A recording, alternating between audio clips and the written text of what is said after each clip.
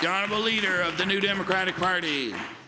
Thank you, Mr. Speaker. On International Women's Day, I'd like to direct a couple of questions about women's health to the Premier.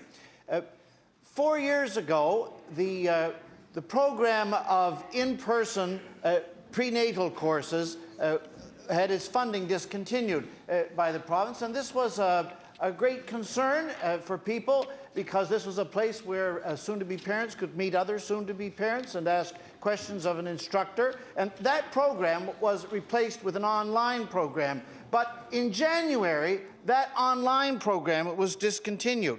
And the result is that today, in a province where we have over 8,000 babies born every year, the total amount of prenatal session courses, preparation courses that are being funded by the government is zero. And so, Mr. Speaker, on what grounds could the government cut such a crucial program for maternal health?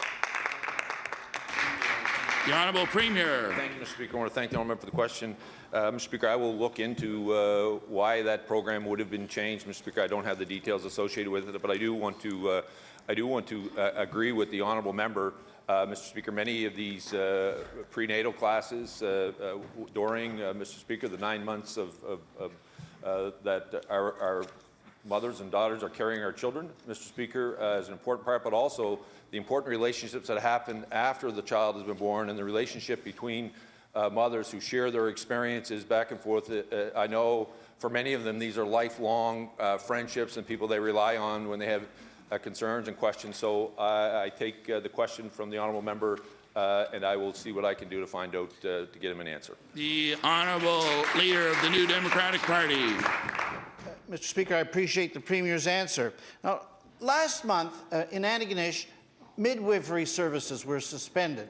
And they had been suspended last year on the South Shore because of understaffing. And Antigonish and the South Shore are the only places in Nova Scotia outside the HRM where publicly funded midwifery services have been offered. So it's not hard to understand why advocates of midwifery, and there are a great many advocates of midwifery, have been comprehensively disappointed in the government's failure to advance on this important front.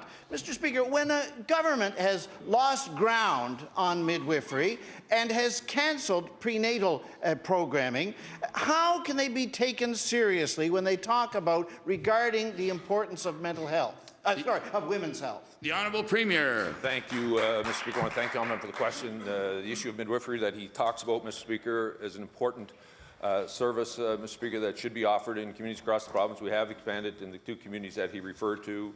Mr. Speaker, it is my belief, though, that that service should be an option for expecting mothers and families, Mr. Speaker, and we'll continue to make sure, as we are continuing to recruit now for new clinicians, to make sure that we can roll that service out in other parts of the province. The Honourable Leader of the Official Opposition, the New Democratic Party, on his final supplementary.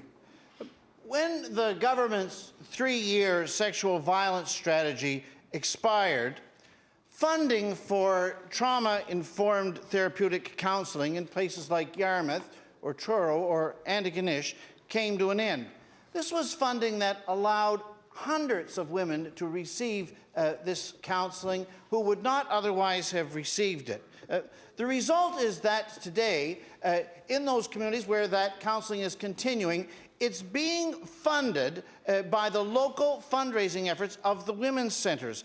Mr. Speaker, recovery from sexual assault trauma is not something that corresponds to the tidy timelines of a pilot project. It's often a long road, and on that road, the long-term continuity of the therapeutic relationship is something that's very important. What rationale can the Premier provide for cutting funding for counselling for survivors of sexual assault? The Honourable Premier.